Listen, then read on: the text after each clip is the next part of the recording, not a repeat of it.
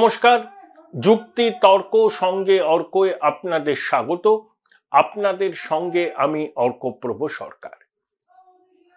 ভারতের বিদেশমন্ত্রী জয়শঙ্কর ডোনাল্ড ট্রাম্পের শপথ গ্রহণ অনুষ্ঠানে গিয়েছিলেন, একেবারে প্রথম সারিতে বসেছিলেন। শপথ গ্রহণ অনুষ্ঠানের পর তিনি অস্ট্রেলিয়া এবং জাপানের বিদেশমন্ত্রীর সঙ্গে ইনফরমালি কথা বলেছেন এবং আমেরিকার যে নতুন বিদেশ সচিব মার্কো রুবিও তার সঙ্গেও বৈঠক করেছেন। এই মার্কো রুবিওকে চীন নিষিদ্ধ করেছিল, তিনি ঘোষিত চীন বিরোধী। কোয়াডের বৈঠক হবে, তার আগে এটা প্রস্তুতি। ওয়াল স্ট্রিট জার্নাল খবর করেছে যে ডোনাল্ড ট্রাম্প নরেন্দ্র মোদীর সঙ্গে সাক্ষাতের ব্যাপারে ভীষণ রকম আগ্রহী। ওয়াল স্ট্রিট জার্নাল তো একটা স্বনামধন্য পত্রিকা এবং তার খবরের গুরুত্ব অন্য পত্রিকার থেকে অনেক বেশি। ওয়াল স্ট্রিট জার্নাল ট্রাম্পের অ্যাডভাইজারদের কোট করে এই খবরটা জানিয়েছেন। ট্রাম্প শি জিনপিংকে ফোন করেছিলেন। অনেকে বলছেন তার দায়িত্বভার নেওয়ার প্রথম 100 দিনের মধ্যে ট্রাম্প ভারতেও যাবেন, চীনেও যাবেন। তিনি চীনের বিরুদ্ধে ট্যারিফ ওয়ারের ঘোষণা করেছিলেন, কিন্তু তার পারিষদ তো ইলন মাস্ক আছেন। ইলন মাস্কে টেসলা গাড়ি সব থেকে বেশি বিক্রি হয় চীনে, তাই চীন আমেরিকা ট্যারিফ ওয়ার হলে টেসলার ব্যবসাও ক্ষতিগ্রস্ত হবে। আমার মনে হয় চীন এবং আমেরিকা একটা নেগোসিয়েশন করবে। এখন নরেন্দ্র মোদীর সঙ্গে ডোনাল্ড ট্রাম্পের সাক্ষাৎ কবে হতে পারে? সামনের মাসে নরেন্দ্র মোদী আর্টিফিশিয়াল ইন্টেলিজেন্সের একটা অনুষ্ঠানে, ভারত সেখানে কো চেয়ার, প্যারিসে যাচ্ছেন, সেখানে ট্রাম্পেরও থাকার কথা। সেখানে দেখা হতে পারে, সাইড লাইনে বৈঠক হতে পারে। 2, ট্রাম্প হয়তো খুব শীঘ্রই হোয়াইট হাউসে নরেন্দ্র মোদীকে আমন্ত্রণ জানাবেন, সেখানে শীর্ষ বৈঠক হবে। 3, কোয়াডের বৈঠক হবে এবার ভারতবর্ষে, সেখানে ট্রাম্প আসবেন। তাহলে কোনটা আগে হবে এটা নিয়েই প্রশ্ন। তবে অনেকে বলছেন যে প্যারিসে আর্টিফিশিয়াল ইন্টেলিজেন্সের যে অনুষ্ঠানটা আছে সেখানে প্রধানমন্ত্রী মোদী যাচ্ছেন, ট্রাম্পও যাবেন, সেখানে পার্শ্ব বৈঠক হবে, তারপরে হোয়াইট হাউসে যাবেন। ট্রাম্পের আমন্ত্রণে নরেন্দ্র মোদী সম্ভবত মার্কিন কংগ্রেস সেনেটে তিনি ভাষণও দেবেন এবং এই প্রক্রিয়া চলতে থাকবে, কারণ ভারতবর্ষ আমেরিকা স্ট্র্যাটেজিক অ্যালায়েন্স। অনেকে বলছেন না নরেন্দ্র মোদী কেন গেলেন না ডোনাল্ড ট্রাম্পের শপথে? ট্রাম্পকে তাকে আমন্ত্রণ জানিয়েছেন। ভারতবর্ষের কোনো প্রধানমন্ত্রী কোনো বিদেশি রাষ্ট্রপ্রধানের শপথ গ্রহণ অনুষ্ঠানে যায় না, এটা আমাদের কূটনৈতিক প্রটোকল।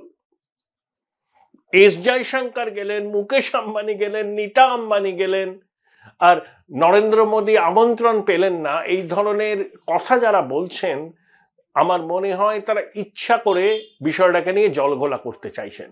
যাকে সেই বিষয়টা তো মিটে গেছে। এখন ভারত আমেরিকার সম্পর্ক কিরকম হবে? H1B ভিসা একটা কন্টেনশিয়াস ইস্যু।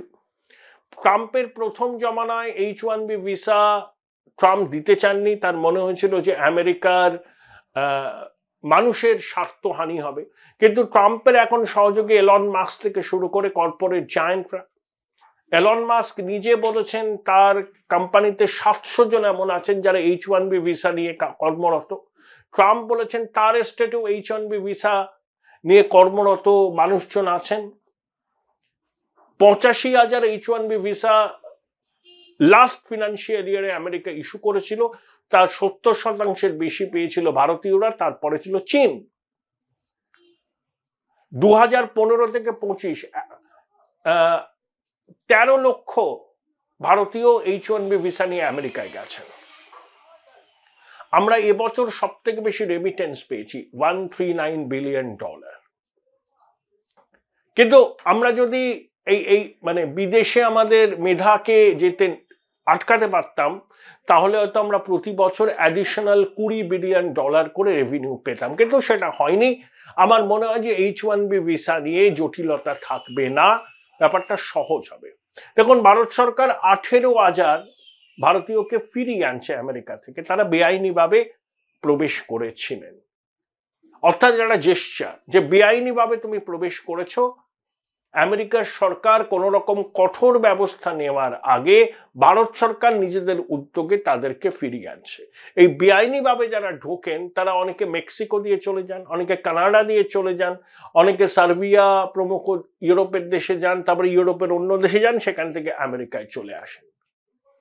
তো 18,000 ভারতীয়কে ভারত সরকার ফিরিয়ে আনছে আমেরিকা থেকে। একটা বড় মুভ, এবং আমার মনে হয় যে এটা খুব সদর্থক একটা বার্তা দেবে। দেখুন, tariff war, Trump tariff king বলেছিলেন ভারতকে। দেখুন, ভারত আমেরিকা থেকে আগত পণ্যের উপর প্রচুর কর বসায়। আমি একটা এক্সাম্পল দেবো, হার্লে ডেভিডসন। আবার ভারত আমেরিকায় $77 বিলিয়ন এক্সপোর্ট করে। তাহলে আমেরিকা বেশি ট্যারিফ ইম্পোজ করলে রপ্তানি ক্ষতিগ্রস্ত হবে। আমার মনে হয় এখানে একটা সমঝোতা সূত্র বেরিয়ে আসবে, দু দেশের স্বার্থই যাতে সুরক্ষিত থাকে। দেখুন, এখন আমেরিকান কংগ্রেস, ইন্ডিয়ান ককাস এসবের খুব একটা গুরুত্ব থাকবে না।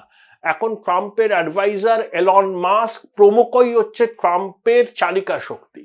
ইতিমধ্যে ইটালির প্রধানমন্ত্রী জর্জিয়া মেলোনি মাস্কের সঙ্গে একটা সম্পর্ক তৈরি করে ফেলেছেন। চীনের ভাইস প্রেসিডেন্ট মাস্কের সঙ্গে 19শে জানুয়ারি ডিনারে মিলিত হয়েছিলেন। এলন মাস্ক ট্রাম্পের সিদ্ধান্ত নেওয়ার পিছনে অনেক ক্ষেত্রে নিয়ন্ত্রকের ভূমিকা পালন করবে। তাই এলন মাস্কের সঙ্গে সম্পর্কটা মজবুত করতে হবে ভারতীয় এস্টাবলিশমেন্টে, কারণ সেই আমেরিকান ককাস ওই সবগুলো থাকলেও তার কোনো গুরুত্ব থাকবে না।